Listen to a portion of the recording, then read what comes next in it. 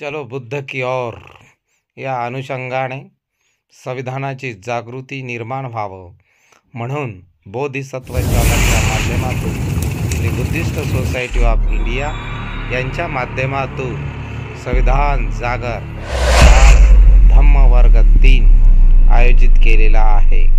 सर्वांनी हा धम्मवर्गामध्ये सहभाग दर्शवला। मी प्राध्यापक डॉक्टर शेंडे सर्वांचे मनपूर्वक स्वागत करतो। स्वागतम स्वागतम स्वागतम।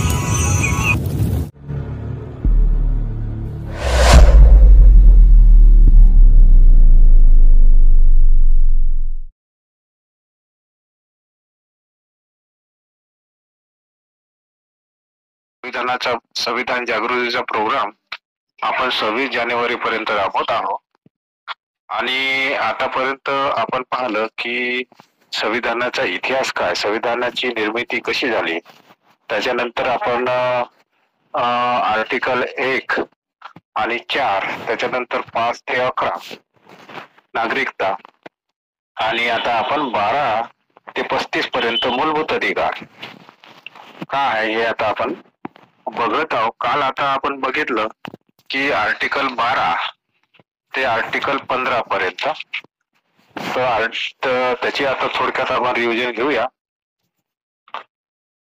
तर सर्वांना मी विनंती करतो की आपला ऑडिओ आणि व्हिडिओ जो आहे हा बंद करावा जेणेकरून कोणाला डिस्टर्बन होणार नाही। तर आपण कालची जे आहे थोडक्यामध्ये रिव्हिजन घेऊया म्हणजे थोडंसं तुम्हाला रिपीट होऊन जाईल आणि लक्षात पण राहील। तर काल आपण पाहिला की भारतीय संविधानाचा भाग 3, आपण त्याआधी पाहिला की भाग 1 संघ आणि त्याचे राज्यक्षेत्र, म्हणजे संघ म्हणजे आपला भारत देश आणि त्याचे राज्यक्षेत्रामध्ये 28 राज्य आणि 8 केंद्रशासित प्रदेश। तर इंडिया इज भारत आपण पाहिलं, इंडिया इज शासनाचे स्वरूप, इंडिया इज भारत। त्याच्यानंतर आपण राज्य कोणते राज्य आर्टिकल 2 नुसार आपल्या याच्यामध्ये सामील करता येते, कोणते राज्य आपल्या राज्याचं विभाजन करतात ते आर्टिकल 3 मध्ये पाहिलं आणि आर्टिकल 4 मध्ये आर्टिकल 2 आणि आर्टिकल 3 याच्यामध्ये जे संविधान संशोधन करतात जे आर्टिकल 368 आहे ते त्याच्यामध्ये कोणत्याही आर्टिकल 368 जे भारतीय संशोधन म्हणजे घटना दुरुस्ती करता येते, पण ह्या कलमामध्ये एखाद्या राज्याचं विभाजन करायचं असेल किंवा एखाद्या राज्याला आपल्या देशामध्ये सामील करायचं असेल तर ते संशोधन किंवा घटना दुरुस्ती करण्याची आवश्यकता नाही, तर संसदेला अधिकार दिलेला आहे। त्याच्यानंतर आपण आर्टिकल 5 ते 11 पाहिलं। नागरिकता म्हणजे काय, कोणाकोणाला देशाला कशा पद्धतीने नागरिकता देता येते। त्याच्यानंतर भारतीय नागरिकता कायदा 1955 हा आपण बघितला। त्याच्यानंतर मग हा जो सीए कायदा जो होता सिटीजन अमेंडमेंट ऍक्ट, त्याच्यासाठी पूर्ण दिल्लीमध्ये खूप हे झालं होतं 2019 मध्ये, त्याच्यासाठी खूप मोठं आंदोलन झालं होतं, मुस्लिम लोकांनी केलं होतं त्याच्यामध्ये। तर तो कायदा 2019 मध्ये झाला आणि 14 मार्च 2024 मध्ये तो पास करण्यात आला। तर त्या कायद्याविषयी आपण माहिती पाहिली आणि त्याच्यानंतर मूलभूत अधिकार 12 ते 15 पर्यंत आपण बघितलं। तर थोडक्यामध्ये आता भाग 3 मूलभूत अधिकार हे आपण बघणार आहोत। तर रिपिटेशन मी करतो की आर्टिकल 12 मूलभूत अधिकार। तर आर्टिकल 12 हे सांगते की राज्याची जी परिभाषा आहे ती काय आहे। तर परिभाषेमध्ये केंद्र सरकार येते, केंद्र सरकारमध्ये संसद येते, संसदेचे 2 सभागृह म्हणजे लोकसभा आणि राज्यसभा, आणि मग राज्य सरकारमध्ये विधिमंडळ येते किंवा विधानमंडळ पण आपण त्याला म्हटलं जाते। तर राज्य सरकारमध्ये जसं आपल्या इथं विधानमंडळ म्हणजे विधानसभा आणि विधान परिषद, आपल्या राज्यामध्ये विधानसभा आणि विधान परिषद त्याला विधिमंडळ म्हटलं जाते। परंतु विधान परिषद आपल्या भारताच्या 28 राज्यापैकी खाली 6 राज्यामध्ये आहे, पण ज्या राज्यामध्ये विधानसभा आहे त्या एकच जरी त्याचे सभागृह असलं तरी त्याला पण विधिमंडळ असं म्हटले जाते। त्याच्यानंतर स्वराज्य संस्था, आता स्थानिक स्वराज्य संस्थाचे आपण पाहिलं की ग्रामीण मध्ये ग्रामपंचायत, पंचायत समिती आणि जिल्हा परिषद, आणि शहरी भागामध्ये जर आपण बघितलं तर नगरपंचायत, नगरपालिका, नगर परिषद किंवा महानगरपालिका. त्याच्यानंतर अन्य प्राधिकरण ज्या संस्था आहे, जसं की युनिव्हर्सिटीज वगैरे आहे, त्याच्यानंतर रेल्वे बोर्ड आहे, LIC आहे, UPSC आहे ना, त्याच्यानंतर शेल आहे, BSNL आहे. तर अशा काही ज्या संस्था आहे, अशा संस्थाला जो काही अधिकार दिलेला आहे तो आर्टिकल 12 मध्ये दिलेला आहे. आणि त्याची परिभाषा, त्या सर्वांची जी मी सांगितली याची परिभाषा कलम 12 मध्ये आर्टिकल मध्ये दिलेली आहे. त्याच्यानंतर आर्टिकल 13 आपण सांगितलं की आर्टिकल 13 जे आहे की आपलं संविधान लागू होण्याच्या आधी जे काही कायदे होते ते ऑटोमॅटिक रद्द झाले, आर्टिकल 13. आणि आपलं संविधान 26 जानेवारी 1950 मध्ये जे लागू करण्यात आलं, तर त्याच्यानंतर जे कायदे बनेल ते जे आपले मूलभूत अधिकार आहे, त्या अधिकाराचं जर उल्लंघन करत असेल एखादी कायदा, तर तो कायदा ऑटोमॅटिक समाप्त होते किंवा शून्य होते. तर अशा पद्धतीचं आर्टिकल 13 आपण पाहिलं. त्याच्यानंतर आर्टिकल 14 आपण पाहिलं की आर्टिकल 14 म्हणजे काय, की कायद्यासमोर सर्व समान. म्हणजे तो गरीब असो, श्रीमंत असो, लहान असो, मोठा असो, कोणत्याही वंशाचा असो, कायद्यासमोर सर्व समान आहे. कोणीही व्यक्ती कायद्यासमोर वंचित राहणार नाही. जसं की याच्यानंतर 1985 मध्ये या कायद्याच्या या कलमाच्या अंतर्गत एक नॅशनल लिगल सर्व्हिस ऑथॉरिटी 1985 हा कायदा बनला की समजा एखाद्या गरीब लोकांवर जर समजा केस झाली असेल किंवा कोणी केस केली असेल, पोलीस कंप्लेंट केली असेल, तर त्याच्याजवळ पैसे नाही वकील करासाठी, तर त्याच्यामध्ये जे नालसा जे आहे नॅशनल लिगल सर्व्हिस ऑथॉरिटी, यांच्या मार्फत तुम्हाला तहसील ते सुप्रीम कोर्टापर्यंत फ्री मध्ये वकील मिळतो. तर ते नालसाच्या विषयी पण आपण बघूया नंतर. नालसा म्हणजे काय, कशा पद्धतीचं त्याच्यामध्ये आपल्याला फ्री मध्ये वकील वगैरे मिळते. त्याचं उत्पन्न 1 लाख जिल्हा आणि सत्र न्यायालयामध्ये असेल केस तर 1 लाखाचं उत्पन्न पाहिजे, आणि सुप्रीम कोर्ट किंवा हायकोर्टामध्ये जर केस असेल तर 5 लाखापर्यंत उत्पन्न पाहिजे. आणि SC ST किंवा अपंग वगैरे असेल तर त्याच्यासाठी वेगळी त्याच्यामध्ये सवलत दिलेली आहे. तर हा कलम आर्टिकल 14 हा कायद्यासमोर सर्व समान आहे. त्याच्यानंतर आर्टिकल 15(1) आपण पाहिलं की राज्य म्हणजे काय, की आपला देश किंवा देशात असलेले 28 राज्य आणि केंद्रशासित प्रदेश, धर्म, जाती, वंश, लिंग, जन्मस्थान यावर भेदभाव करता येणार नाही. ह्या आपले जे मूलभूत अधिकार आहे हे सर्व भारतीयांसाठी आहे. याच्यामध्ये सर्व जाती धर्माचे लोक आले, त्याच्यामध्ये सर्व वंशाचे लोक आले, याच्यामध्ये सर्व महिला आल्या, सर्व पुरुष आले, आणि जे भारतीय लोक आहे, आपला भारतीय लोक आहे, जे काही कुठे जन्मले असेल, कोणत्या राज्यामध्ये, कोणत्या प्रदेशामध्ये, परंतु त्याच्या जन्मस्थानावरून तुम्ही कुठेही गेले तर तो भेदभाव करता येत नाही, हे आर्टिकल 15(1) सांगते. त्याच्यानंतर 15(2) काय सांगते, हे जे 5 आहे, हे जे 5 आपण सांगितले, धर्म, जाती, वंश, लिंग, जन्मस्थान, यावर कोणतेही देश, कोणता आपला देश किंवा आपल्या देशातील राज्य हे किंवा कोणतीही व्यक्ती याच्यावर भेदभाव करता येत नाही. मग सार्वजनिक स्थळावरती जाऊ शकतात, तलावात जाऊ शकतात, विहिरीचं पाणी पिऊ शकतात, कुठे सडक आपले जे रोड वगैरे आहे तिथे फिरू शकतात, कोण्या पार्क मध्ये जाऊ शकतात, त्यांना मनाई करू शकणार नाही. आणि सरकारी जे सार्वजनिक स्थळ असेल त्याच्यामध्ये पण कोणताही व्यक्ती, भारतीय कोणताही व्यक्ती त्याला फिरण्याचं, राहण्याचं या कलमानुसार अधिकार दिलेले आहे. त्याच्यानंतर 15(3) काय सांगते की राज्य म्हणजे देश, देशामधल्या महिला असो किंवा लहान मुलं असो यांच्यासाठी विशेष प्रावधान करण्यात आलेला. मग महिलांसाठी ज्या महिला प्रसूती आहे तर अशा महिलांना पोषाहार देण्यासाठी किंवा लहान मुलं आहे त्यांना शाळेमध्ये पोषाहार आणि आहार देण्यासाठी याच्यामध्ये तरतूद केली आहे. त्यांच्यासोबत योजना पण राबवू शकतो. त्याच्यानंतर 15(4) मध्ये काय दिलं आहे की सामाजिक आणि शैक्षणिक दृष्ट्या जे मागासलेले लोक आहेत, SC ST आणि ओबीसी, याच्यासाठी जे विशेष प्रावधान केलेले आहेत, मग निवडणुकीसाठी असो किंवा याच्यासाठी असो, तर याच्यामध्ये जे रिप्रेझेंटेटिव्ह देण्यात आला. आता बघा, आपल्या भारतीय संविधानामध्ये आरक्षण किंवा रिझर्वेशनचा हा शब्द कुठेच नाही आहे. आपल्या संविधानामध्ये दलित आदिवासी हा शब्द नाही. आपल्या संविधानामध्ये बजेट हा शब्द नाही आहे. जसं म्हणतो ना आपण बजेट आहे, बजेट शब्द नाही आहे. आपल्या संविधानामध्ये उपमुख्यमंत्री पद नाही आहे. आपल्या संविधानामध्ये उपपंतप्रधान हे पण पद नाही आहे. म्हणून सर्वांनी हे लक्षात ठेवावं की आपल्या संविधानामध्ये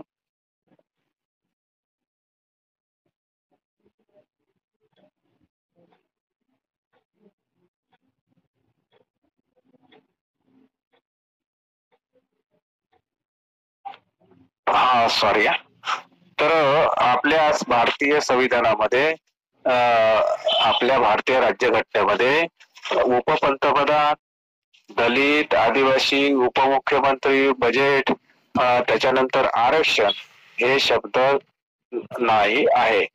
तरी सर्वांनी थोडं लक्षात घ्यावं. हे जे लोक शब्द वापरतात किंवा त्याचं हे करतात, हे संविधान विरोधी आहे. हे आपले परंपरा राज्यकर्ते आपापल्या मनमानीला हे शब्द वापरतात. तर 15(4) हे सांगते की सामाजिक किंवा शैक्षणिक दृष्ट्या जे मागासलेले लोक आहेत, SC ST OBC, यांच्यासाठी विशेष प्रावधान करण्यात आले. यांच्यासाठी विशेष प्रतिनिधित्व करण्यात आले. कशामध्ये? नोकरीमध्ये किंवा सरकारी याच्यामध्ये. आणि मग ते आपला ओबीसी साठी 340 कलम आहे, आर्टिकल आहे. शेड्यूल कास्ट साठी 341 आणि शेड्यूल ट्राईब साठी 342 कलम आहे. त्याच्यानंतर 15(5) का सांगते की ओबीसी, ST SC आणि ST साठी ज्या काही शैक्षणिक संस्था आहे त्याच्या प्रवेशासाठी त्याच्यामध्ये रिझर्वेशन, म्हणजे आपण रिझर्वेशन शब्द नाही, त्याला आपण प्रतिनिधित्व म्हणू, की यांना प्रतिनिधित्व मिळण्यात यावं. तर हे 93 संशोधन केलेलं आहे याच्यामध्ये. त्याच्यामध्ये मोठ्या मोठ्या संस्था जसं की IIM, IIT वगैरे जे आहे, ह्या अशा संस्थेमध्ये काय केलेलं आहे, प्रवेशासाठी यांना तिथे प्रतिनिधित्व देण्यात आलं आहे.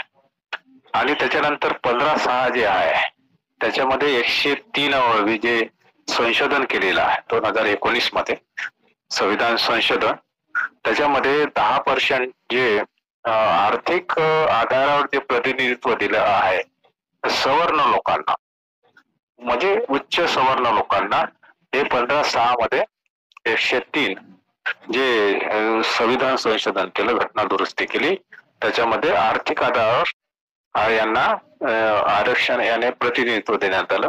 ऍक्च्युली आपल्या भारतीय संविधानामध्ये आर्थिक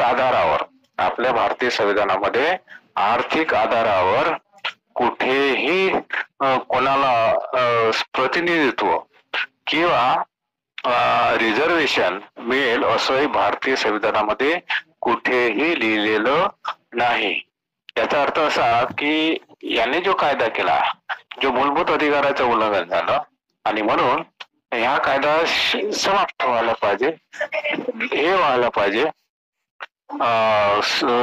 शून्य व्हायला पाहिजे, परंतु नाही झालं. याच्यानंतर PIL दाखल करण्यात आली सुप्रीम कोर्टामध्ये, आणि सुप्रीम कोर्टामध्ये 1992चा जो ठराव आहे, जो निर्णय आहे सुप्रीम कोर्टाचा, तो सुप्रीम कोर्टाने तो बदलला आणि आर्थिक आधारावर जे घटना विरोधी आहे किंवा भारतीय संविधानाच्या विरोधी आहे तो पण आपल्या कोर्टाने, सुप्रीम कोर्टाने तो निर्णय दिला, तो भारतीय संविधानाच्या विरोधी आहे. ज्यावेळेस मंडल आयोग ओबीसी लोकांसाठी लागू झाला, 27% VP सिंगांनी ओबीसी लोकांना जे रिझर्वेशन देण्यात आलं, ओबीसी लोकांना 27%, त्यावेळेस 1991 मध्ये PV नरसिंहराव हे काँग्रेसचे पंतप्रधान होते आणि त्यांनी आर्थिक आधारावर सवर्णासाठी 10% त्यांनी आरक्षण देण्याचं, आता आरक्षण शब्द मी वापरत नाही, रिप्रेझेंटेटिव्ह देण्याचं सवर्ण लोकांना त्यांनी लागू केलं होतं. परंतु 1992ची इंदिरा साहनी हे जे ऍडव्होकेट आहे यांनी सुप्रीम कोर्टामध्ये केस टाकली आणि मग त्या केसचा सुप्रीम कोर्टाने निर्णय दिला की 50% वर तो आरक्षण जे आहे ते देता येत नाही. आणि मग 10% जे आरक्षण आहे हे भारतीय संविधानामध्ये आर्थिक आधारावर नसल्यामुळे ते रद्द करण्यात येते, म्हणून हा निर्णय दिला. आणि तो 10% चे आरक्षण होतं ते सवर्णासाठी होतं, ते 1992 मध्ये सुप्रीम कोर्टाने रद्द केलं आणि 50%च्या वर सीमा त्यांनी समाप्त केली. आणि मग मोदी गव्हर्नमेंटने 2019 103 संशोधन केलं आणि 50च्या ठिकाणी 10% सीमा वाढवली आणि ह्या सवर्ण लोकांना आर्थिक आधारावर आरक्षण दिलं. ते सुप्रीम कोर्टामध्ये केस गेल्यानंतर ते सुप्रीम कोर्टाचा जो 10% आरक्षण रद्द केलं होतं, तो सुप्रीम कोर्टाने तो पलटला आणि आर्थिक आधारावर यांनी आरक्षण लागू केलं. याचा अर्थ असा की भारतीय संविधानामध्ये कोणत्याही ठिकाणी आर्थिक आधारावर आरक्षणाची अशी नोंद नाही आहे, प्रावधान नाही आहे. फक्त तुम्हाला जर आरक्षण द्यायचं असेल तर जे सामाजिक आणि शैक्षणिकरित्या जे लोक मागासलेले आहे अशाच लोकांना आरक्षण देण्यात आहे असं स्पष्ट लिहिलेलं आहे.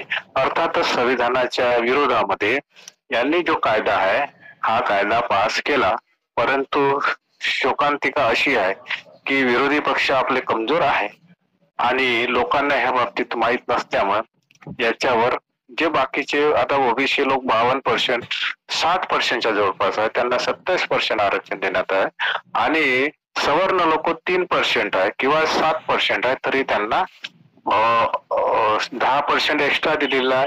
आणि जे अघोषित आरक्षण जे आहे 40%, ते लोक सुद्धा ते घेत आहे. हा SC ST OBC वर अन्याय आहे. तर हे 15-6 कलम हे होतं. आता आपण बघूया आर्टिकल 16. आता हे आर्टिकल 16 जे आहे हे जे आपले मूलभूत अधिकार आहे हे कोण्या जाती धर्मासाठी हे सर्व जाती धर्मासाठीच आहे, पूर्ण भारतीयासाठी हे मूलभूत अधिकार दिलेले आहे. पर्टिक्युलर कोण्या एका जातीसाठी हे मूलभूत अधिकार नाही आहे. त्याच्यामध्ये महिला आल्या, प्रत्येक धर्माचे लोक आले, प्रत्येक जातीचे लोक आले, त्याच्यानंतर प्रत्येक वंशाचे लोक आले. जे लोक कोण्याही राज्यामध्ये जर जन्म झाला असं तर ते कुठेही अप्लाय करू शकते, कुठेही राहू शकते, त्यांच्यासोबत भेदभाव करता येत नाही.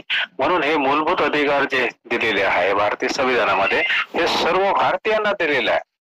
त्याच्यामुळे कोण्या जातीपंथाला असे अधिकार याच्यामध्ये दिलेले नाही. आणि हे भारतीय संविधान जे आहे हे सर्व भारतीयांसाठी आहे. इवन नदी, नाले, डोंगर, प्राणी जे आहे, झाडे, यांच्या सर्वांसाठी अधिकार दिलेले. एखाद्या नदीची तुम्ही वाळू घ्या किंवा पाणी घ्या, तुमच्यावर कारवाई होते, कारण ते अनलिगली आहे. एखाद्या नाल्याची तुम्ही माती घ्या तरी ते अनलिगली आहे. एक झाड जरी तुम्ही तोडत असाल तरी ते अनलिगली आहे. एखादी तुम्ही प्राण्याची हत्या करा, एखाद्या कुत्र्याची हत्या जर झाली असेल किंवा तुम्ही मारलं असेल एखाद्या कुत्र्याला तरी तुमच्यावर गुन्हा दाखल होऊ शकतो. एखाद्या प्राण्याची हत्या जर झाली असेल किंवा एखादी डोंगर आहे त्याच्यामध्ये तुम्ही जर खनिज संपत्ती किंवा एखादी तुम्ही त्याच्यात बिना परवानगीने समजा खोदकाम करत असेल तरी पण तुमच्यावर गुन्हा दाखल होऊ शकतो. म्हणजे अर्थातच भारतीय संविधानानं पशु पक्षी, नदी, नाले, झाडे, प्राणी, डोंगर या सर्वांना आपला अधिकार दिलेला आहे. तर आर्टिकल 16 काय सांगते की सर्व नागरिकांसाठी, भारताच्या सर्व नागरिकांसाठी लोकनियोजन. आता लोकनियोजन म्हणजे काय?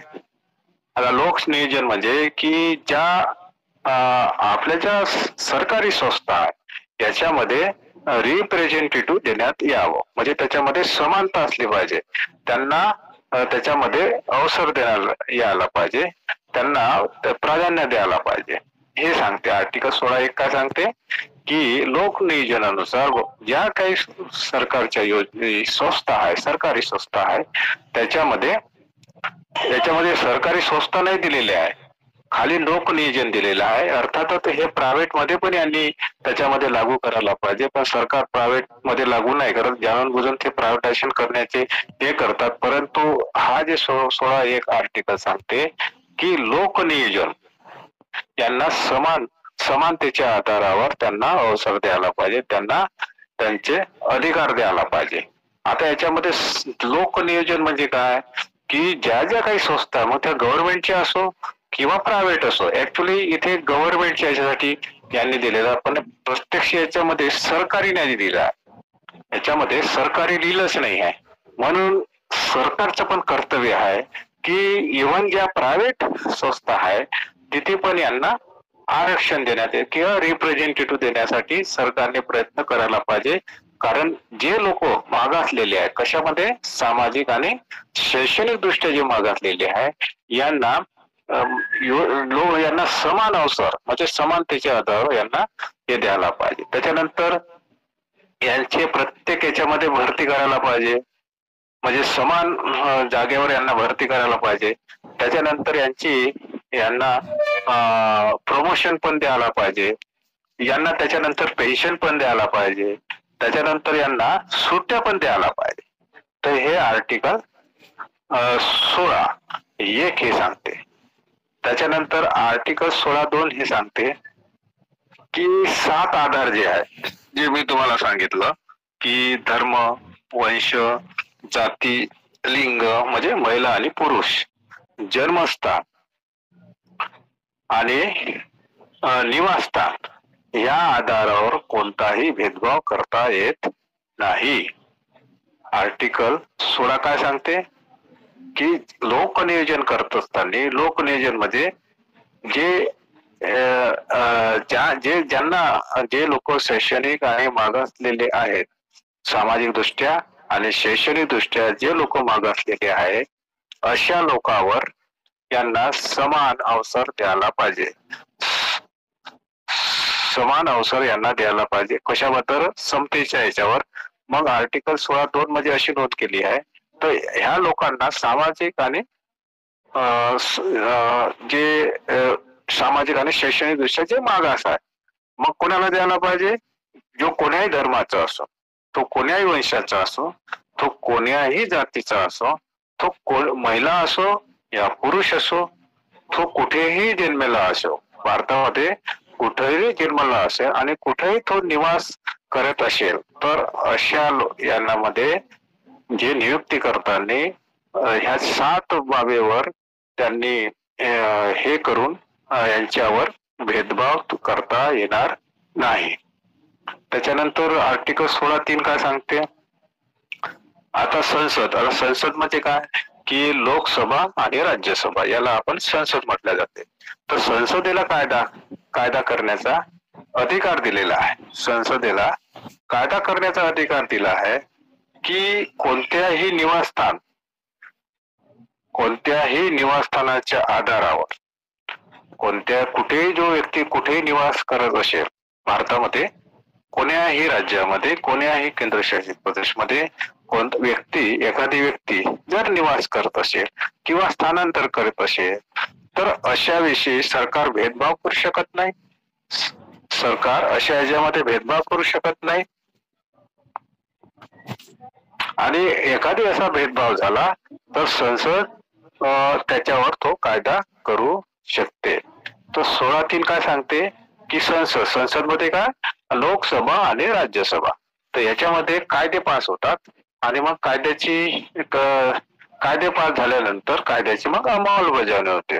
याच्यावर कायदा पास झाल्यानंतर राष्ट्रपतीची सही झाल्यानंतर तो कायद्यामध्ये रूपांतर होते.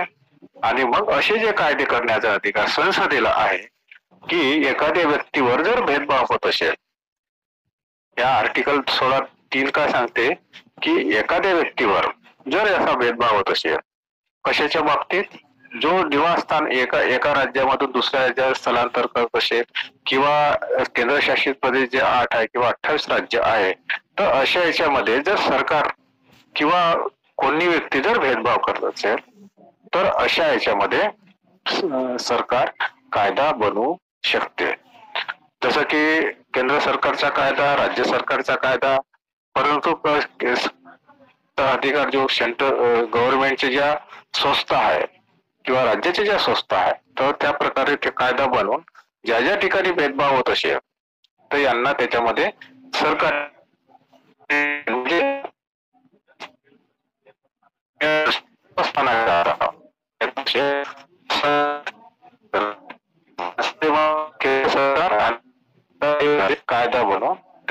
त्याच्यापासून त्यांना आरक्षण देता येते, त्यांना आरक्षण पासून वंचित करता येत नाही. त्याच्यानंतर आर्टिकल 16(4) काय सांगते की राज्याच्या अधीन सेवामध्ये मागास लोकांसाठी आरक्षण देणं हे बंधनकारक आहे. राज्याच्या अधीन असलेल्या सेवा, आता राज्याच्या अधीन असलेल्या सेवा म्हणजे कशी का, आता आपल्या राज्यामध्ये MPSC आहे, महाराष्ट्र लोकसेवा आयोग, ह्या ज्या सेवा आहे, तर अशा ज्या सेवा आहे याच्यामध्ये मागास लोकांसाठी म्हणजे SC ST OBC साठी त्यांना आरक्षण देणं हे कंपल्सरी आहे. असे काही जे आयोग असेल, अशा काही सरकार राज्याच्या ठिकाणी अशा काही संस्था असेल, मग ते ST महामंडळ असो, मग ते आणखी कोणतं दुसरं महामंडळ असो, जितके काही महामंडळ असेल, काय काय राज्याच्या संस्था असेल किंवा राज्याचे जे आयोग असेल ते सरकारच्या अधीन आहे, त्या राज्य सरकारच्या अधीन आहे. तर 16(4) मध्ये काय सांगते की ज्या सरकारच्या अधीन आहे तर त्याला मागासवर्गीयासाठी त्यांच्या प्रत्येक संस्थांमध्ये आरक्षण देणं हे कंपल्सरी आहे. त्याच्यानंतर आर्टिकल 16(4) हे काय सांगते, रिझर्व त्याला प्रमोशन मध्ये आरक्षण देण्याची जे आहे याच्यामध्ये प्रावधान केलेलं आहे. हे 77वा याच्यामध्ये घटना दुरुस्ती केलेली आहे, संविधान संशोधन केले 1995 मध्ये. तर 16(4) मध्ये की जे प्रमोशन आहे म्हणजे जे SC ST OBC या लोकांना ज्या सरकारी नोकऱ्यामध्ये किंवा इतर संस्थांमध्ये जे काही आरक्षण दिलेलं आहे, जे पदावर आहे, तर यांना प्रमोशन साठी पण आरक्षण याच्यामध्ये प्रावधान केलेलं आहे आर्टिकल 16(4) मध्ये. त्याच्यानंतर आर्टिकल 16(4) याच्यामध्ये काय सांगितलेलं आहे की कोणतेही जे रिझर्वेशनच्या ज्या जागा आहे त्या जर त्या वर्षी भरल्या नसेल तर त्या जागा तुम्ही दुसऱ्या वर्षी कॅरी फॉरवर्ड करू शकता आणि त्यांच्या जागा तुम्ही भरू शकता. जसं की आता एखाद्या वर्षी 100 जागा आरक्षित आहे आणि 100 जागा आरक्षित SC ST OBC साठी 100 जागा आरक्षित आहे, परंतु झालं असं की त्याच्यामध्ये 40 जागा भरल्या, 60 जागा खाली राहिल्या, कॅन्डिडेट मिळालेच नाही. तर मग त्या 60 ज्या जागा आहे तर सरकार काय करेल की त्या 60 जागा ज्या आहे दुसऱ्या वर्षी ज्यावेळेस ऍडव्हर्टाइज निघेल त्याच्यामध्ये फॉरवर्ड होईल आणि मग दुसऱ्या वर्षीच्या निघालेल्या जागा, जसं का दुसऱ्या वर्षी आणखी 100 जागा निघाल्या आणि मागच्या ज्या जागा 60 नाही भरलेल्या त्या आहे, म्हणजे 160 जागावर पूर्ण त्याच्यामध्ये ह्या लोकांना SC ST OBC लोकांना आरक्षण देण्यात येईल, म्हणजे कॅरी फॉरवर्ड करण्यात येईल. मग त्या सरकारच्या राज्य सरकार किंवा केंद्र सरकारच्या कोणत्याही संस्था असो, त्या संस्थांमध्ये ह्या जागा जर भरल्या नसेल तर त्या दुसऱ्या वर्षी कॅरी फॉरवर्ड कराव्या लागेल. 16(4) मध्ये अशा याच्यामध्ये नोंद केलेली आहे, याच्यामध्ये प्रावधान केलेले आहे. त्याच्यामध्ये आर्टिकल 16(5) काय सांगते,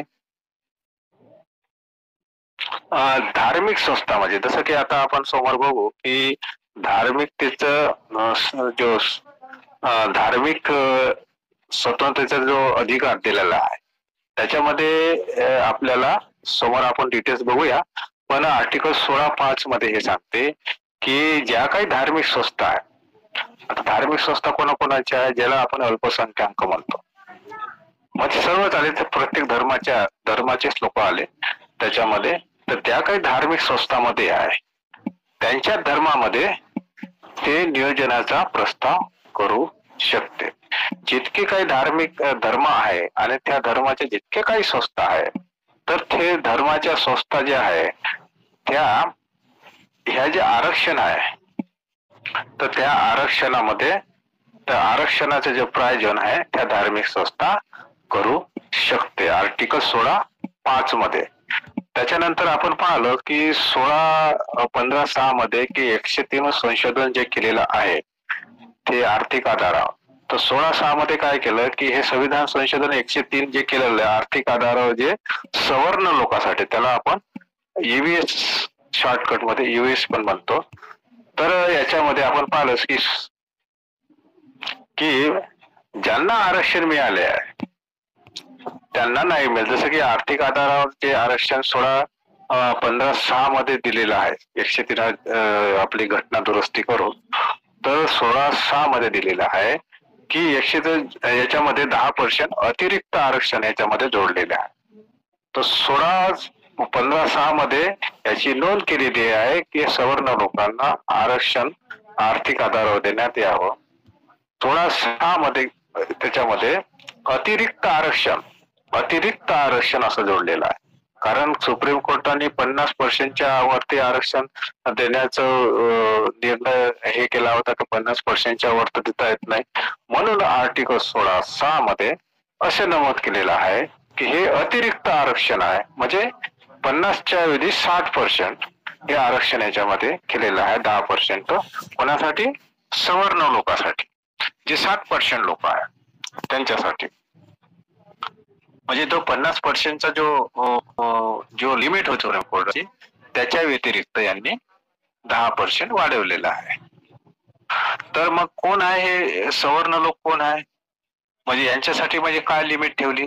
तर यांच्यासाठी लिमिट ठेवली की बघा आता याच्यामध्ये हे तर घटनाविरोधी आहेच, म्हणजे हे भारतीय संविधानाच्या विरोधी तर आहेच हा कायदा, परंतु दुसरं असं की आर्थिक आधारावर यांनी आरक्षण दिलं की जे लोक गरीब आहे, सवर्ण लोकांमध्ये जे लोक गरीब आहे अशा लोकांना आर्थिक आधारावर आरक्षण देण्यात येईल असं प्रावधान 15(6) मध्ये यांनी नमूद केलं. आणि अतिरिक्त आरक्षण म्हणून 16(6) मध्ये आर्टिकल 16(6) मध्ये देण्यात आलं.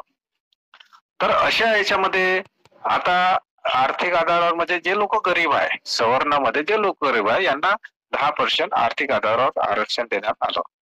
परंतु गरिबीचा अर्थ काय होते? परंतु याने गरिबीचा अर्थ पकडला की ज्या लोकांचं उत्पन्न 8 लाखापेक्षा जास्त कमी आहे, ज्या परिवाराचं किंवा ज्या व्यक्तीचं उत्पन्न, त्यांचे आई वडील, त्यांचे भाऊ बहीण है ना, आणि 18 वर्षाच्या कमी असेल आणि सर्वांचं उत्पन्न मिळून 8 लाखापेक्षा कमी आहे, अशा लोकांना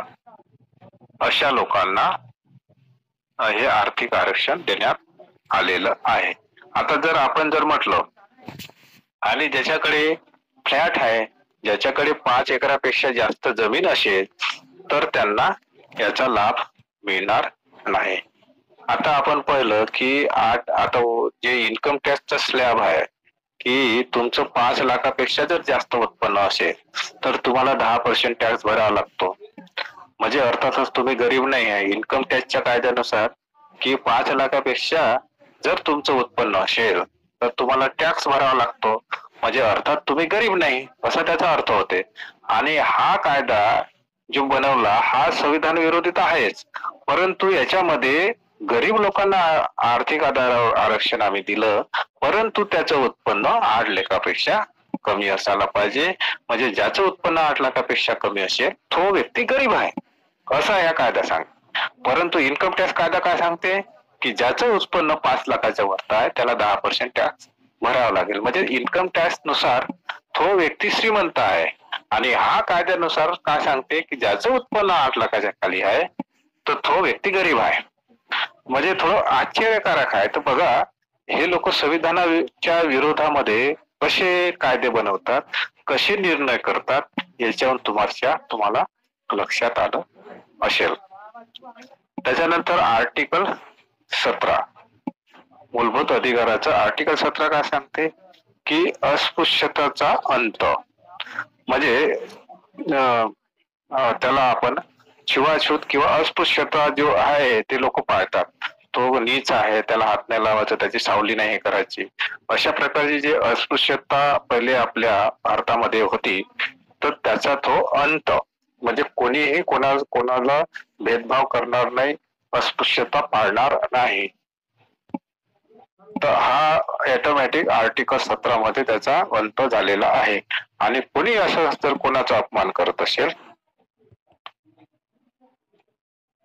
कोणी जर कोणाचा अपमान करत असेल, है ना, एखाद्या शेड्यूल कास्टचा, शेड्यूल ट्राईबचा पूजासाठी मनाई करत असेल, मंदिरासाठी जात मनाई करत असेल, भेदभाव करत असेल, सार्वजनिक स्थळावर अपमान करत असेल, किंवा कोण्या विहिरीवर पाणी भरण्यासाठी जर मना करत असेल, की कोणत्याही सांकेतिक स्थळावर जर मना करत असेल, किंवा भेदभाव करत असेल, काही लेखन लिहासाठी किंवा एखादी कादंबरी लिहासाठी किंवा एखादी पिक्चर मध्ये एखादी मनोरंजन याच्यामध्ये जर जाण्यासाठी कोणी मनाई करत असेल किंवा भेदभाव करत असेल, तर अशा लोकांवर कारवाई होऊ शकते किंवा हे भेदभाव करता येत नाही. आणि मग हा कायदा जो बनवला अस्पृश्यता निवारण कायदा 1955 मध्ये हा कायदा बनवलेला असा, जो कोणी अस्पृश्यता पाळेल तर त्याच्यावर या कायद्यानुसार कारवाई करण्यात आली. मग ह्या कायद्याचं नाव बदलून नागरिक अधिकार संरक्षण अधिनियम 1976 संरक्षण कायदा, नागरिक अधिकार संरक्षण कायदा 1976 हा बनवला. आणि मग सरकार असो किंवा व्यक्ती असो, हा कायद्यानुसार कोणीही अस्पृश्यता पाळू शकत नाही. त्याला अनटचेबिलिटी पण इंग्लिश मध्ये म्हणतो. आणि ह्या कायद्याच्या ह्या कलमाच्या आधारावर आपला ॲट्रॉसिटी ऍक्ट जो आहे हा बनला, नागरिक अधिकार संरक्षण कायदा 1976 हा बनला. तर आर्टिकल 17 मध्ये हा अस्पृश्यतेचा अंत झालेला आहे. तुम्ही कोणतेही अस्पृश्यता पाळू शकत नाही. आणि अस्पृश्यता जर पाळला तर ॲट्रॉसिटी ऍक्ट जो बनला त्याच्यानंतर तुम्हाला जमानत मिळत नाही आणि तुम्हाला सजा पण होते. परंतु या कायद्याचं पण आज उल्लंघन होत आहे. माहितीसाठी मी तुमच्यासाठी सांगतो की खुलेआम उल्लंघन होत आहे. कोणी जर अस्पृश्य व्यक्ती किंवा शेड्यूल कास्ट, शेड्यूल ट्राईबचा जर व्यक्ती एखाद्या समजा घोड्यावर जरी बसला किंवा त्याला मूछा ठेवल्या, चांगले कपडे जरी घातले तरी त्याला मारहाण करण्यात येते, त्याला घोड्यावर उतरवण्यात येते. आणि बरेच राज्यामध्ये अजूनही अस्पृश्यता पाळली जाते. तर हा आर्टिकल 17 हे सांगते की अस्पृश्यतेचा नायनाट याच्यामध्ये संपला. संविधानाच्या आधी जो कायदा होता तो याच्यामध्ये संपला. याच्यामध्ये तुम्हाला भेदभाव करता येत नाही. भेदभाव केला तर तुम्हाला सजा होऊ शकते, तुमच्यावर कारवाई होऊ शकते. मग ते सरकार असो की कोणी व्यक्ती असो किंवा राज्य सरकार असो. तर अशा प्रकारचा आर्टिकल जो 17 जो आहे हे आता आपण बघितलेलं आहे. म्हणजे कुठे कोण्या पद्धतीत तुम्ही मंदिरात जाण्यासाठी तुम्ही त्यांचा भेदभाव करता येत नाही किंवा अपमान करता येत नाही. सार्वजनिक स्थळ म्हणजे विहीर आहे, रोड आहे, एखादी पार्क आहे, मनोरंजनाचं स्थान आहे, तिथे जाऊन तुम्ही त्यांचा भेदभाव करता येत नाही आणि अपमान सुद्धा करता येत नाही. कोणी जर सुद्धा व्यापार करत असेल, जो व्यक्ती SC/ST जरी व्यापार करत असेल तर व्यापारामध्ये पण तुम्ही त्यांचा भेदभाव करता येत नाही. आणि कोणतेही सांकेतिक स्थळ जरी असले, एखादी डॉक्युमेंटरी कोणी बनवली असेल आणि त्याच्यामध्ये एखादी लेखन पण कोणी केलं असेल तर अशा याच्यामध्ये कोणाला भेदभाव करता येत नाही. त्याच्यानंतर आर्टिकल 18 काय सांगते? आता आर्टिकल हे फार महत्वाचं आहे. उपाधी म्हणजे ज्या ज्या पदव्या आहे त्या पदव्याचा जो याच्यावर प्रतिबंध आणि अंत, म्हणजे आपली जी राज्यघटना जी आहे या आधी जे पदव्या होत्या, राव बहादूर, पाटील आहे ना, अशा अनेक प्रकारच्या ज्या पदव्या होत्या त्या पदव्या हे ऑटोमॅटिक ह्या कायद्यानुसार रद्द झाल्या. ऑटोमॅटिक त्या पदव्या रद्द झाल्या. मग किंवा कोणी वापरत असेल तर त्याच्यावर प्रतिबंध करण्यात येऊ शकतो. परंतु जे आपले सैनिक आहेत किंवा जे आपले सेना आहे आणि शिक्षणावर ज्या काही पदव्या दिलेल्या आहेत त्या देता येते, त्याच्यावर याच्यावर बंधन नाही. म्हणजे कोणत्याही क्षेत्रात, जसं की आता काही ठिकाणी भारत रत्न जे आहे याच्यावर वादविवाद झाला होता. आणि मग वादविवाद झाल्यानंतर काय झालं की भारतरत्न जे आहे किंवा पद्मभूषण दिल्या जाते, पद्मविभूषण दिले जाते, याच्यावर विवाद निर्माण झाला होता. आणि मग तेव्हा मोरारजी देसाई हे आपल्या भारताचे पंतप्रधान होते आणि त्यांनी मग 1977 मध्ये हे जे आहे हे बंद केलं होतं वादविवाद झाल्यामुळे. पण 1980 मध्ये पुन्हा इंदिरा गांधी सत्तेवर आली आणि मग पुन्हा इंदिरा गांधींनी हे जे पदवी आहे किंवा हे जे उपाधी आहे जसं की भारतरत्न आहे, पद्मभूषण आहे, पद्मविभूषण आहे, तर हे पुन्हा मग इंदिरा गांधीने 1980 मध्ये हे लागू केलं. आणि त्याच्यानंतर मग मदर तेरेसाला भारतरत्न देण्यात आला. म्हणजे विवाद पुन्हा वाढला होता. परंतु त्याच्यानंतर मग पुन्हा हा मामला कोर्टामध्ये पोहोचला. कशामध्ये? सुप्रीम कोर्टामध्ये. हा विवाद सुप्रीम कोर्टामध्ये बोलला. इंदिरा गांधीने काय केलं की हा जे बंदी आणली होती मोरारजी देसाई सरकारनं, जनता पार्टीचं सरकार होतं आणि मग ते पडलं. मग इंदिरा गांधीचं सरकार आलं. मग 1980 मध्ये इंदिरा गांधीने त्याच्यावरची बंदी उठवली आणि मग हे ज्या उपाधी आहे भारतरत्न, पद्मभूषण आणि पद्मविभूषण हे लागू केलं. आणि त्याच्यानंतर मग मदर तेरेसा ज्या होत्या त्यांना भारतरत्न देण्यात आला. मग त्याच्यामध्ये पुन्हा विवाद वाढला. मग ही केस दिली सुप्रीम कोर्टामध्ये आणि मग सुप्रीम कोर्टाने निर्णय दिला की ह्या ज्या पदव्या आहे, ह्या ज्या पदव्या किंवा ह्या ज्या उपाधी आहे ह्या अलंकारित आहे. म्हणजे याच्यामध्ये कोणाचा अपमान किंवा याचा हे नाही आहे.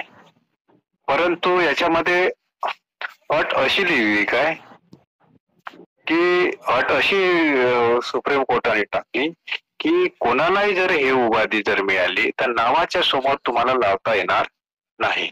आता काही भारतरत्न मदर तेरेसा असं तुम्हाला लावता येणार नाही की भारतरत्न सचिन तेंडुलकर किंवा भारतरत्न लालकृष्ण अडवाणी असं लावता येणार नाही. तुम्ही खाली तुम्हाला पदवी मिळेल पण तुम्ही नावाच्या समोर ही पदवी लावू शकत नाही, कारण ही अलंकारित पदवी आहे, याच्यावर बंदी घालता येणार नाही असं सुप्रीम कोर्टाने निर्णय दिला 1996 मध्ये. 1996 मध्ये सुप्रीम कोर्टाने निर्णय दिला की ह्या पदव्या ज्या आहे अलंकारित पदव्या असल्यामुळे याच्यावर तुम्हाला जे आहे हे बंदी टाकता येणार नाही. परंतु अट अशी टाकली की नावाच्या समोर तुम्ही ह्या पदव्या लावू शकत नाही. किंवा पद्मश्री समजा कोणी जो असेल किंवा बापूसाहेब देशमुख अशी पद्मश्री किंवा पद्मभूषण नावाच्या पहिले तुम्ही लावू शकत नाही. परंतु याचं पण उल्लंघन केल्या जाते. तुम्ही पाहिलं असेल याचं पण उल्लंघन. कोणी म्हणतात भारतरत्न, आपण देतो ना भारतरत्न बाबासाहेब आंबेडकर, भारतरत्न सचिन तेंडुलकर आपण असं म्हणतो, पण हे गलत आहे. याच्यासमोर तुम्हाला लावता येत नाही. हा सुप्रीम कोर्टाने निर्णय दिला 1996 मध्ये. आणि मग झालं असं की आता याच्यामध्ये काय आहे की एखाद्या देशाने समजा अशी उपाधी जर देत असेल, जसं की पाकिस्तानने दिलीप कुमारला दिली होती पण दिलीप कुमारने नाही स्वीकारली.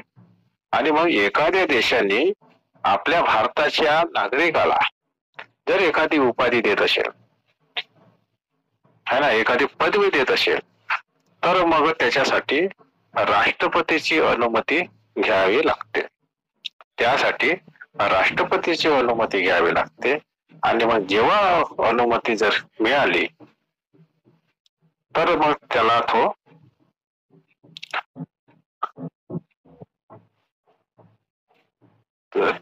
राष्ट्रपतीची जी अनुमती मिळाली तर त्याला ती पदवी मिळते. पण ही पदवी कोणा मिळते म्हणते की जो अलंकारित जो नॉमिनेटेड लोक आहे, सेलिब्रिटी असो किंवा एखादी चांगले काम केलेले असो, म्हणजे सांस्कृतिक याच्यात किंवा सामाजिक कामात, तर अशामध्ये दुसरा देश एखाद्या व्यक्तीला, दुसऱ्या देशाच्या अशा व्यक्तीला ती पदवी देऊ शकते. परंतु त्याच्यासाठी राष्ट्रपतीची अनुमती घ्यावी लागते. परंतु पंतप्रधान, राष्ट्रपती आणि साधारण व्यक्ती याच्यासाठी ही पदवी दिल्या जात नाही. कोणत्याही देशाने जर एखाद्या आपल्या देशाच्या राष्ट्रपतीला किंवा एखाद्या साधारण व्यक्तीला किंवा आपल्या देशाच्या पंतप्रधानाला पदवी जर देत असेल तर ती पदवी देता येत नाही. परंतु एखादी सेलिब्रिटी असो, ज्या सामाजिक मध्ये काम केलं असेल किंवा एखादी सायंटिस्ट असेल, अशा एका देशाने दुसऱ्या देशाच्या अशा व्यक्तीच्या काम करणाऱ्या लोकांना जर पदवी देत असेल तर त्यासाठी राष्ट्रपतीची अनुमती, परमिशन घेणं गरजेचं आहे. तर हा आपला समानतेचा अधिकार, हा आपण समानतेचा अधिकार पाहला. आर्टिकल कोणता? 14 ते समानतेचा अधिकार कोणता आपला? 14 ते 15 आणि त्याच्यानंतर 15 ते 18. आता आपण बघूया स्वातंत्र्याचा अधिकार. आपण आता पाहतो स्वातंत्र्याचा अधिकार. भाग 3 मध्ये मूलभूत अधिकार भाग 3. आता आपण बघणार आहे स्वातंत्र्याचा अधिकार. हे आर्टिकल 19 ते 22 मध्ये दिलेले आहे. आता हा जो अधिकार आहे आपला, हा अधिकार याच्यामध्ये टोटल 7 अधिकार आपल्याला दिले होते. स्वतंत्रच्या अधिकारामध्ये आपल्याला 7 दिले आणि मूलभूत अधिकार पण 7 होते. त्याच्यामध्ये संपत्तीचा अधिकार काढण्यात आला आणि स्वातंत्र्याच्या अधिकारामध्ये पण संपत्तीचा अधिकार होता. त्याच्यामध्ये पण जो 6वा अधिकार होता, हा संपत्तीचा अधिकार, हा पण काढण्यात आला. आता हा मूलभूत अधिकार, संपत्तीचा अधिकार का काढण्यात आला याच्या मागे पण इतिहास आहे. याचं असं की ज्यावेळेस आपली राज्यघटना 26 जानेवारी 1950 ला लागू झाली आणि त्याच्यामध्ये मूलभूत अधिकारामध्ये 7 मूलभूत अधिकार होते आणि स्वातंत्र्याच्या अधिकारामध्ये पण 7 मूलभूत अधिकार होते. परंतु याच्यातला जो संपत्तीचा अधिकार याच्यासाठी काढण्यात आला की स्वातंत्र्य मिळायच्या आधी जे सरकार, ज्या काही जमिनी होत्या, म्हणजे जमीनदार लोक होते आणि काही प्रायव्हेट बँका होत्या आणि मग प्रायव्हेट बँका असून जसं की इंग्रज या आपल्या देशातून सोडून गेले आणि बऱ्याच अशा लोकांना 1000-2000 एकरच्या अशा जमीनदाराला सोडून गेले आणि मग स्वातंत्र्य मिळाल्यानंतर आणि आपली राज्यघटना लागू झाल्यानंतर आणि तशा जमिनी होत्या त्यांच्याकडे आणि प्रायव्हेट बँका पण होत्या आणि मग इंदिरा गांधीला काय होतं की सर्वांना याचं राष्ट्रीयकरण करायचं, बँकेचं राष्ट्रीयकरण करायचं होतं. आणि मग जसं आर्थिक आधारावर समानतेच्या अधिकारामध्ये आर्थिक आधारावर समानता म्हणजे जे लोक गरीब आहे त्यांना त्यांची जे आर्थिक आधार आहे, म्हणजे त्यांच्या याच्यावरती, म्हणजे जे लोक श्रीमंत आहे तर त्यांच्या बरोबरीनं आणणं म्हणजे आर्थिक समानता. समानतेच्या अधिकारामध्ये आर्थिक समानता, आर्थिक बाबतीत जे लोक गरीब आहे आणि आर्थिक बाबतीत जे लोक श्रीमंत आहे, तर ही जी काही समानतेच्या आधारावर येण्यासाठी, कारण आपला मूलभूत अधिकार काय सांगते की आर्थिक आधारावर समानता असायला पाहिजे, कायद्यामध्ये समानता असायला पाहिजे, पूर्ण नियोजनामध्ये समानता असायला पाहिजे, है ना. तर आर्थिक आधारावर पण समानता असायला पाहिजे. म्हणून त्या अनुषंगाने मूलभूत अधिकारामध्ये संपत्तीचा अधिकार दिलेला होता. त्याच्यामध्ये प्रत्येक प्रायव्हेट बँका होत्या, त्याच्यानंतर जमीनदाराकडे हजारो एकर जमीन होती. तर अशा याच्यामध्ये जर यांच्या जमिनी जर आपण गरीब लोकांना दिल्या आणि समजा जर आपण बँकेचं राष्ट्रीयकरण केलं तर मग हे लोक कोर्टामध्ये, सुप्रीम कोर्टामध्ये जाईल आणि मग सुप्रीम कोर्टामध्ये काय आहे की आर्टिकल 32 नुसार सुप्रीम कोर्ट काय करेल, अरे भाई यांना तर संपत्तीचा अधिकार दिलेला आहे मूलभूत अधिकारामध्ये, म्हणजे सरकारने केलेला जो कायदा आहे तो रद्द होईल ऑटोमॅटिक, कारण मूलभूत अधिकाराचं हनन झालेला. आर्टिकल 32 मध्ये डायरेक्ट तुम्ही सुप्रीम कोर्टामध्ये जाऊ शकता. आर्टिकल 226 नुसार तुम्ही हायकोर्टामध्ये जाऊ शकता की समजा तुमच्या कोणत्याही मूलभूत अधिकाराचं उल्लंघन होत असेल, अन्याय होत असेल, तुमच्यावर, तर तुम्ही डायरेक्ट आर्टिकल 32 नुसार रिट पिटिशन सुप्रीम कोर्टामध्ये दाखल करू शकता. आणि रिट पिटिशन आर्टिकल 226 नुसार तुम्ही सुप्रीम हायकोर्टामध्ये दाखल करू शकता.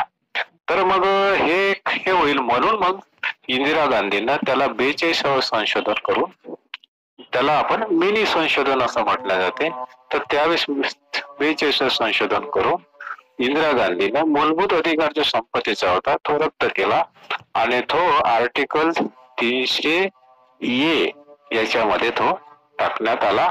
तो मूलभूत अधिकारातून ट्रान्सफर करून तो संवैधानिक अधिकार देण्यात आला. आणि मग इंदिरा गांधीने काय केलं की संपत्तीची जे अधिकार आहे ते मूलभूत अधिकाराकडून काढून तो मग संपत्तीच्या अधिकारामध्ये दिला. आणि मग सरकार जे आहे त्या जमिनी आहे ह्या घेऊन गरीब लोकांना देऊ शकते किंवा गरिबांना ते वाटू शकते. जसं की विनोबा भावेंनी भूदान चळवळ सुरू केली होती, तुम्हाला आठवत असेल. आणि मग अशा परिस्थितीमध्ये की जे जमीन आहे, विनोबा भावेंनी सांगितलं होतं की जेव्हा तुमच्याकडे जास्त जमीन आहे तर तुम्ही गरीब लोकांना द्या. तर ते भूदान चळवळ विनोबा भावेंनी चालू केली होती. तर त्या अनुषंगाने मग जितक्या काही जमीनदाराकडे जमिनी होते, बघा इंदिरा गांधी एक शिलिंग कायदा पण आणला होता. ज्याच्याकडे 18 एकराच्या वरच जमीन असेल तर त्यांची शिलिंगवर जमीन लागत होती आणि ते गरीब लोकांना वितरित करण्यात होते.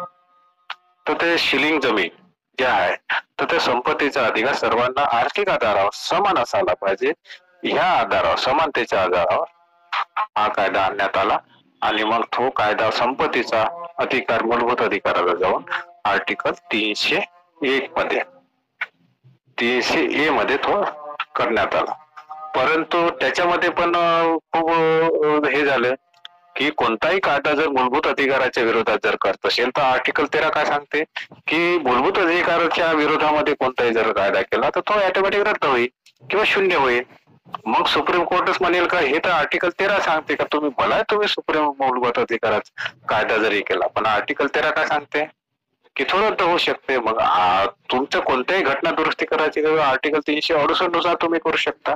मग आर्टिकल 368 नुसार जे आहे ते तुम्ही काय संशोधन करू शकता, घटना दुरुस्ती करू शकता. त्याच्यामध्ये मग सुप्रीम कोर्टाचा निर्णय दिला. त्याच्यामध्ये मग एक केस आली याच्यामध्ये की 24 एप्रिल 1973 मध्ये केशवानंद भारती केस. आणि आपल्या भारताच्या इतिहासातली, सुप्रीम कोर्टाच्या इतिहासातली मोठी केस. त्याच्यामध्ये 13 न्यायाधीशांचं खंडपीठ बसलेलं होतं आणि हे केस 7 वर्षे 6 ह्या मताने ते पास करण्यात आलं. आणि समजा जर ते पास झालं नसतं तर आपल्या संविधानामध्ये बराचसा बदल आताच्या सरकारने केला असता. तर अशा परिस्थितीचं ते 1973 केशवानंद भारती जे केस आहे सुप्रीम कोर्टाने निर्णय दिला की भले तुम्ही मूलभूत अधिकारामध्ये तुम्ही बदल करू शकता किंवा संशोधन करू शकता, परंतु जो संविधानाचा जो मूळ ढाचा आहे त्याच्यामध्ये तुम्ही कधीही बदल करू शकणार नाही. हा मग सुप्रीम कोर्टाने निर्णय दिला. आता तो मूळ ढाचा म्हणजे काय हे जर आपल्याला वेळ असेल तर त्याच्यानंतर आपण नंतर बघूया काय आहे. तर आता हे स्वतंत्रचा जो अधिकार आहे आर्टिकल 19 ते 22 पर्यंत, तर 1922 पर्यंत त्याच्यामध्ये 6 प्रकारचे स्वतंत्रतेचा अधिकार आपल्याला दिलेला आहे. एक आहे आपल्याला बोलण्याचा, अभिव्यक्तीची स्वतंत्रता. दुसरा आहे आर्टिकल 19B सभा किंवा संमेलन घेण्याचा अधिकार. आर्टिकल 19C एखादी संघटना किंवा एखादी संस्था बनवण्याची स्वतंत्रता दिली आहे. त्याच्यानंतर आर्टिकल 19D मध्ये दिलेला आहे निर्वाण संचालन करण्याचा स्वतंत्रता दिलेली आहे. त्याच्यानंतर E मध्ये दिलेले आहे देशात कुठेही राहणे जाण्याचा अधिकार दिलेला आहे. आणि आर्टिकल G मध्ये दिलेला आहे 19 त्याच्यामध्ये. सर हा बोला सर, कोणत्या विषयाचं आहे? पूर्ण आपलं जनरल आहे का? काय आपलं जनरल विषय आहे का म्हटलं? आपली जनता पार्टी काही जनता पार्टी बोला सर बोला. जनता पार्टी, बोला बोला बोला बोला बोला. हा जो आपला जो अधिकार आहे, मूलभूत अधिकार जो आहे, सर्व भारतीयांना दिलेला आहे. याच्यामध्ये जात पंथ भेद, वंश, महिला किंवा पुरुष किंवा जन्मस्थान याच्यावर भेदभाव करता येणार नाही. ह्या सर्व लोकांना हा मूलभूत अधिकार प्रदान केलेला आहे.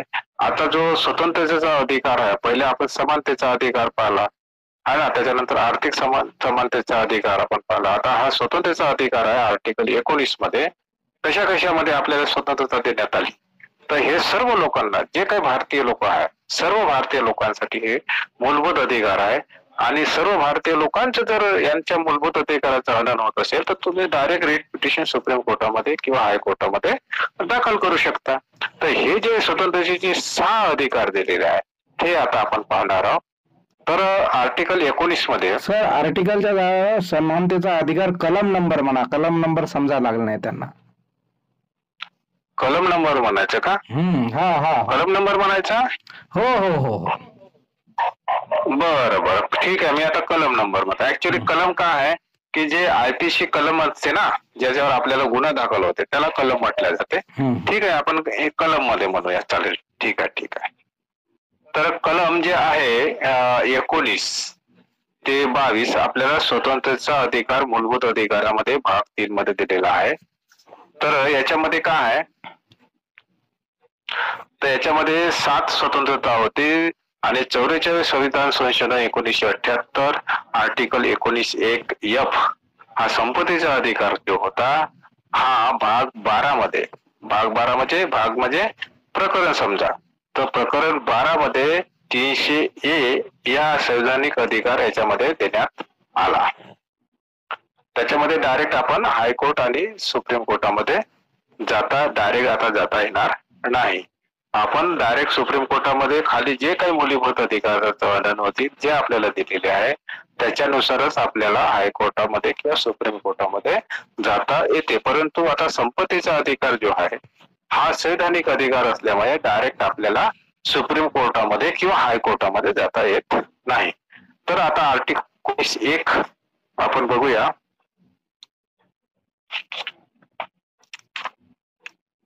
बापरे, आता 19(1) तो मोठा आहे.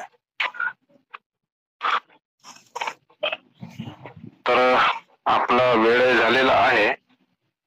हॅलो हा सर, शॉर्टकट मध्ये सांगून द्या ना 19वी कलम शॉर्टकट मध्ये, आपल्याला 5 मिनिटात पहा. तर 19(1)(a) कलम मी तुम्हाला शॉर्टकट मध्ये सांगतो है ना, 5 मिनिटामध्ये. त्याच्यानंतर मग 19(5) पर्यंत आहे आपला. त्याच्यानंतर 20, 21, 22 घेऊया मग आपण. तर 19(1)(a) मध्ये आपण सांगूया. याच्यामध्ये आपल्याला बोलण्याचा है ना, लिहिण्याचा, आपले विचार मांडण्याचा है ना, एखादी कार्टून काढण्याचा, एखादी पिक्चर काढण्याचा है ना, कोणत्याही माध्यमातून आपण सांगू शकतो. जसं की आता आपण हे बोलत आहोत ऑनलाईन, हा जो अधिकार आहे आपल्याला आर्टिकल कलम 19(1)(a) नुसार आपल्याला दिलेला आहे. त्याच्यामध्ये प्रेसची स्वतंत्रता, जसं की एखादी चॅनल काढू शकतो, एखादी न्यूजपेपर आपण काढू शकतो है ना. त्याच्यानंतर व्यापार आपला आहे त्याचा प्रचार करू शकतो, एखाद्या आपल्या व्यापाराची जाहिरात करू शकतो, एखादी लाईव्ह टेलिकास्ट आपण इलेक्ट्रॉनिक्स मीडिया मधून करू शकतो. तर हे जे अधिकार, जसं आपण लाईव्ह टेलिकास्ट करत आहे, हे आपण ह्याच्या मार्फत करत आहोत. त्याच्यामधून आपण चुपचाप राहण्याचा पण ही स्वतंत्रता आपल्याला दिलेली आहे. आपण चुपचाप पण राहू शकतो, बोलू पण शकतो.